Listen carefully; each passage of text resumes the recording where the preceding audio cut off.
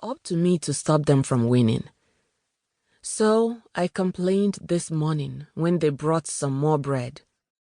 They asked if I thought this was a hotel. "Mommy, if your people do not come up with the money soon," that young boy said in his deceptively soft voice, "you might stop eating at all. Where do you think the money to buy this bread is coming from?" His voice rose in anger. It was the first time he had shown any emotion. "I am sorry," I said, feeling like a spoiled child who had just been chastised. I knew better now than to add the other things on the list I had made in my head. The room was hot and sticky. People with extra flesh like me tended to sweat a lot. Without a bath, that would make me and the room smell. Could we at least have some time to bathe, clean our teeth? Could our legs be untied? Sitting in one position and lying with tied legs could not be the best thing for two women, especially one already down the old age road. Also, it was really uncomfortable to hold in your pee, especially for a woman my age, whose insides had shifted and moved from where the Creator originally placed them. Further, it was not right that they should follow so closely when a person wanted to relieve herself. They were nearly young enough to be my grandchildren, if I had had kids at the age some of my mates did. And I kept hearing a cat mew at night, and it made goose pimples stand out on my body. Could they do something about that? Finally, could you please not call me mommy? I am not your mother. You would not treat your mother this way. At least I hoped so. I told them I am hypertensive. I need my medication. Can anything be done about that? Anything like what? He asked me. It was a rhetorical question. His voice and face said that I was stepping over invisible bounds.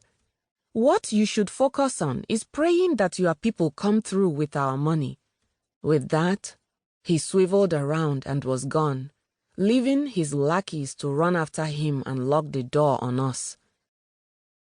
I looked at Nwabulu now. Our mouths were free so we could talk, and we needed to pass the time. "So, tell me more about yourself," I said, trying to encourage her. Here we are, with time on our hands. She looked surprised. That was not what she expected to hear in such a place, it seemed. But what else could we do after spending the first day bemoaning our fate, the wrong decisions that had landed us there? There was really nothing much to say about our kidnapping. We are stuck together here for only God knows how long. And as my friend Obiageli says, there is nothing like a good story to help pass the time. Nwabulu seemed reluctant still.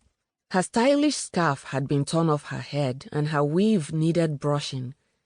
There was a slight bruise on her arm, yet she remained pretty, her face serious. Ifechi must be worried, I said, but I know he will be doing what he can. Yes, she said, but we do not have much money. I hope they are not asking for too much money. I hoped so too.